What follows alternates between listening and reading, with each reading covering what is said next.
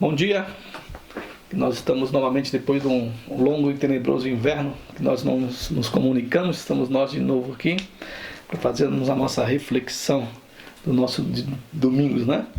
Eu tenho aqui um texto bíblico de João, capítulo 3 de João, dos Evangelhos de João, porque me perguntam sobre essa questão do mundo, né?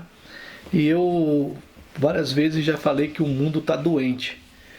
E depois eu venho fazer uma retificação, porque não é o mundo que está doente, são os seres humanos que estão doentes. O mundo continua um mundo maravilhoso que Deus criou, que Deus fez com todas as suas nuances, né? A beleza de tudo, os matizes, as cores, e o mundo continua lindo, né? Mas o ser humano parece-me que está cada vez mais caindo em degradação. Mas é justamente sobre esse ser humano que eu gostaria de falar. No texto de João 3,16, o 16 é um famoso versículo que ele é dito. Quando a gente vê muitos filmes, a gente vê nas torcidas uma plaquinha, João 3,16. E diz assim no João 3,16: porque Deus amou ao mundo, né, de tal maneira que deu o seu Filho unigênito, para que todo o que nele crê não pereça, mas tenha a vida eterna. Bom, vamos aqui esmiuçar um pouco esse versículo aqui. Primeiro, para mim, esse Deus amou o mundo. Esse mundo não é o mundo que ele criou, que é esse mundo maravilhoso em que nós moramos, que contempla aí a terra, o universo e todas as coisas formadas. Tudo que há nos céus e na terra, esse mundo maravilhoso, o mar, o céu, as árvores, o sol, a lua, tudo tão bonito, né? Tudo bem concatenado, bem ajustado. Se tivesse um pouquinho de inclinação, nós poderíamos morrer de calor pelo sol ou de frio, dependendo da inclinação da Terra. Então a Terra é bem centrada, bem certinha. E nós temos então esse mundo que não é o mundo que Deus amou. Esse cosmos aqui seria os homens, porque Deus amou os homens de tal maneira, o ser humano, né? Em geral, o homem, eu digo homem é os seres humanos, homens e mulheres, amou de tal maneira que ele deu o seu único filho unigênito. Aí, o que diz aqui? Para que todo o que nele crê em quem? Nesse Filho unigênito que é Jesus, no caso para nós aqui, que não pereça, né? Eu acabei de dizer que o mundo continua muito bonito, né? Não é a música do Gilberto Gil, o Rio de Janeiro continua lindo, não, o mundo continua lindo, nesse mundo maravilhoso que Deus fez, e esse homem, esse ser humano que Deus ama. Mas esse filho dele veio para que todo aquele que nele crê não pereça, não se afunde cada vez mais. Eu disse sobre o mundo e também disse sobre o ser humano que cada vez mais parece-nos que está se afundando, está perdido. Volto a usar o mesmo termo que eu já usei do Forbes, George Forbes, que é desbussolado, né? Sem o norte. O homem está desbussolado, sem o norte. Então esse que o filho dele ama, Deus ama, para todo que nele crê em Jesus não pereça, mas tenha a vida eterna. Bom, para mim a vida eterna não é somente quando nós morrermos e vamos ter, parece-me às vezes que o cristianismo está muito alinhado e ajustado com o islamismo, né? Que o Islã vai ter as virgens lá no paraíso e tal, e nós também achamos que vamos andar de asinha lá em cima no paraíso quando nós morremos, e aí vamos ter a vida eterna. Para mim não. No momento em que nós entendemos o que foi dito aqui, para que todo o que nele crê não pereça, mas tenha a vida eterna, para mim essa vida eterna ela começa no momento que você entende quem é esse Filho unigênito de Deus, o que ele fez por você e o que ele veio ao mundo fazer por nós, pela humanidade toda, e o amor dele por todos os seres humanos. Então eu entendo que a vida eterna ela inicia-se no momento em que você compreende aquilo e você não apenas só ouve o que ele está falando, mas você também obedece o que ele está falando e também você pratica aquilo que ele está falando. Um pequeno exemplo: ame o seu inimigo. Bom, é difícil, hein? Quem é que ama um inimigo? Mas ele está dizendo para você fazer isso, e você só pertence a ele se você fizer isso, né? Se você fizer aquilo que ele está deixando ali. Alguns dizem mandamentos, eu digo conselhos, né? Estou dando, olha, você faz isso que você está indo pelo caminho certo. Bom, mas se nós temos esse Deus Criador, né? Esse unigênito que seria Jesus, que nos ama e que quer ser para nós algo de vida eterna, algo de bom para nós, por que então que nós estamos entrando por um caminho tortuoso, abismal, né? Ou abissal no caso, porque nós estamos desbossolados, porque nós não estamos caminhando no caminho aplanado, reto para o alvo, e estamos cada vez mais nos deixando desviar do caminho. Na conversa, porque o capítulo 3 de João, ele começa uma conversa com Jesus, com Nicodemos, um fariseu aqui. No dado momento da conversa aqui embaixo, aqui no versículo 14, Jesus fala assim, dizendo o seguinte: e do modo por que Moisés levantou a serpente no deserto, assim importa que o Filho do Homem seja levantado. É interessante como é que nós desviamos as coisas que Deus fala, né? Que aqui está, aquilo aqui, que por causa que todo aquele que nele crê, né? Essa pessoa não pereça. Essa serpente que foi levantada por Moisés, lá no deserto, quando Israel estava caminhando a caminho de Canaã, e depois, por causa da desobediência deles e do erro deles, eles ficam ali perambulando 40 anos no deserto, algo que eles iam fazer em 11 dias, né? De Cades Barneia até entrar na terra prometida, levava ali 11 dias para eles poderem entrar e dominar a terra que Deus havia prometido para eles. Mas por causa da desobediência, eles não creem naquilo que foi dito e eles começam então a perambular por 40 anos. Bom, isso aqui é um reflexo do que nós somos hoje aqui, né? Deus, às vezes, Jesus está falando, faz isso aqui, estou te aconselhando, e nós então, não querendo seguir esse caminho, tomamos um atalho, ou caminho que nós achamos que é o certo, e nós ficamos então perambulando por esse caminho aí errado por muito tempo. E o pior não é isso, o pior é que a gente faz o que? A gente acusa Deus porque Deus abandonou. Por que Deus me colocou nessa situação? Bom, não foi Deus que te colocou nessa situação, foi você que entrou nessa situação e vocês não quis ouvir o que ele estava falando para você fazer. Bom, mas voltando aqui a essa serpente. Eles estavam em desobediência e em vários erros, e começou a aparecer um monte de serpente que picava as pessoas e morriam. Então o Yahvé, o Deus lá, Elohim, quem quer que seja, chama a Moisés e fala assim, faça uma serpente de bronze numa haste, e você então, toda vez que a pessoa, e você levante essa haste. Tanto é que ele fala assim, de modo como, porque Moisés levantou a serpente no deserto. Então ele levanta a serpente. Para que ele levanta a serpente? Por que ela tinha que ficar no lugar alto? Porque todas as pessoas que estavam sendo picadas ali por aquelas serpentes, quando ela olhasse para a haste de metal ali, ela ficaria curada. Então, ele está falando sobre isso em Números lá 21, na Torá, não é isso? No texto da Números 21, 5 a 9, e ele fala, então, quando alguém for picado e a serpente está levantada, a pessoa olha para ela e vai ser curada. É interessante esse paralelo aqui, porque nós sabemos que na historiografia cristã, Jesus é levantado no madeiro, não é isso? E ele tem um texto que ele fala, todos que forem olhar no madeiro, olharem para mim, serão por mim atraídos, né?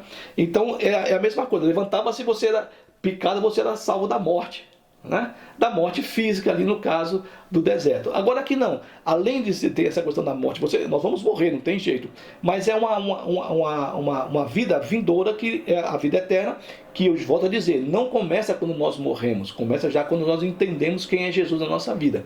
E ao olharmos para ele, nós somos curados da mesma maneira. Ele está fazendo aqui essa analogia, esse paralelo com a serpente, a haste da serpente de bronze que Moisés fez. Assim também importa que o Filho do Homem seja levantado. Para que ele tem que ser levantado que nem a serpente aqui? Para que todo que nele crê tenha a vida eterna. Então aqui você era picado, olhava, você não morria fisicamente. Aqui ele foi levantado, tinha que ser levantado, para que todo que chegasse nele e cresce nesse sacrifício de Jesus por nós, no caso, teria a vida eterna, a vida em abundância.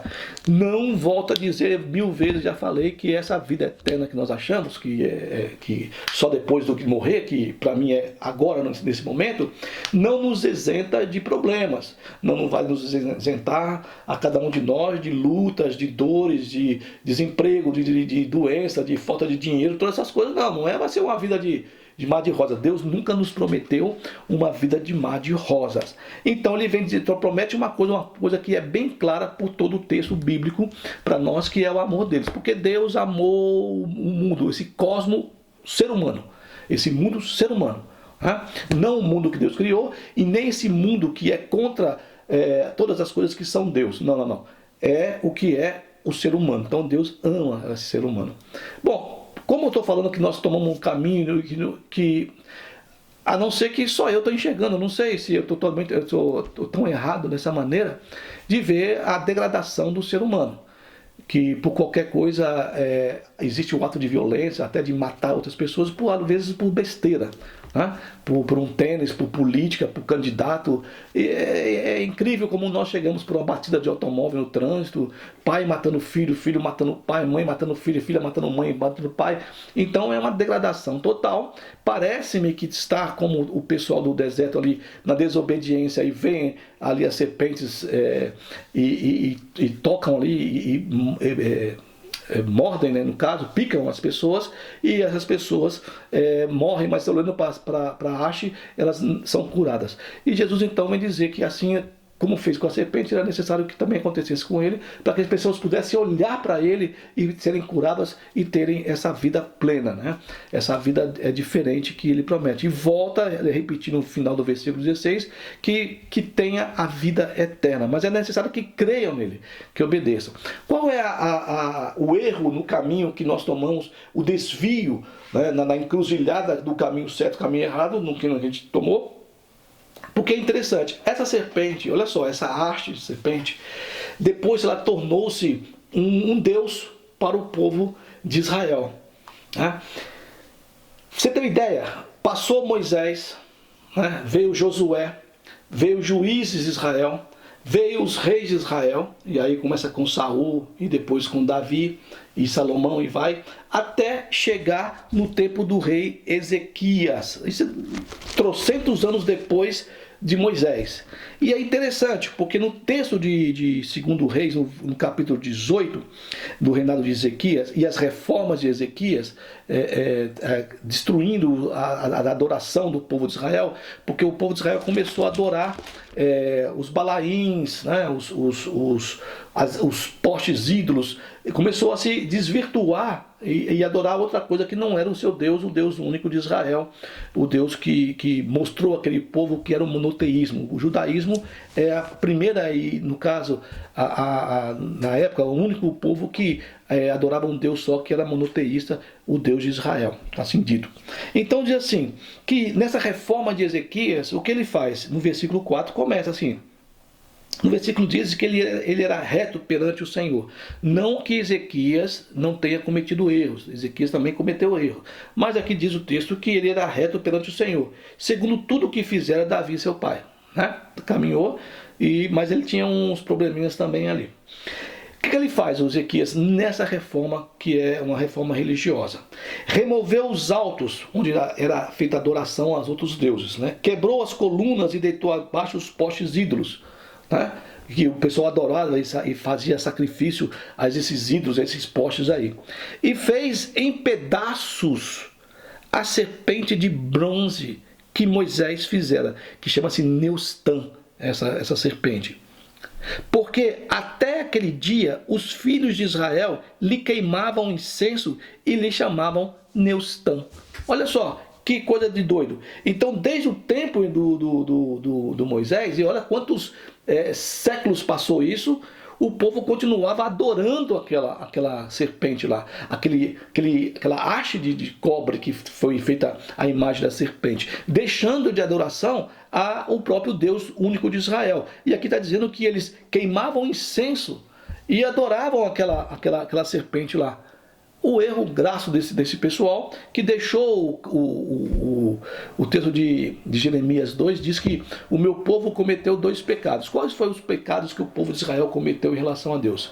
Eles cavaram para si cisternas rotas, cisternas que eram feitas para reter a água, porque lá no Oriente, principalmente nessa região desértica, a água era super importante. Eles fizeram cisternas rotas, ou seja, que tinham rachaduras e a água que era ali colocada, que vinha da chuva, ela saía pelas rachaduras, né?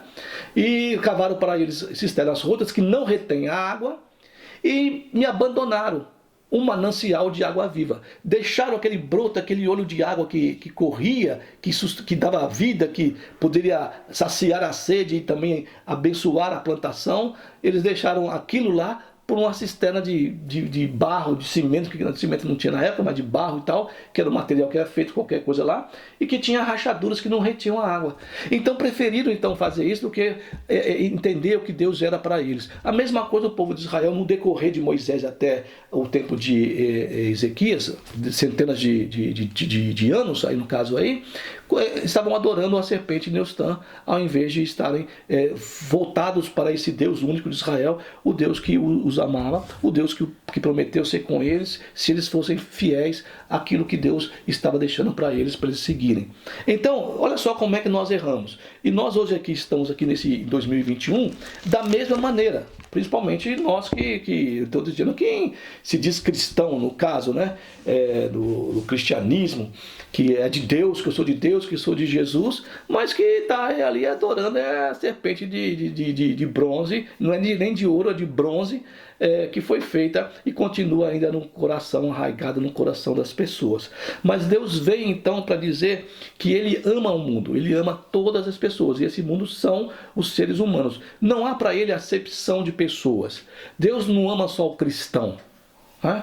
Deus não ama só o católico, nem o protestante, nem o suposto evangélico. Deus ama todas as pessoas do mundo. Deus ama quem está... Deus ama quem é islâmico, quem é macumbeiro, quem é espírito, quem é budista. Ele ama todas as pessoas. Só que ele fala assim, tem uma situação aqui, né? Que deu o seu filho, amor a esses seres humanos, deu o seu filho unigênito, para que todo que nele crê tenha a vida eterna. Então é necessário crer em Jesus, assim como também o pensamento lá da haste da serpente de Moisés seria para olhar e saber que Deus estava com ele e que seriam culpados. E não tomar uma direção, como eles tomaram, de ficar adorando a serpente, até depois de séculos e séculos, ainda servindo a ela e colocando holocaustos ali, sacrifícios e incensos diante daquele poste que não podia fazer nada por eles.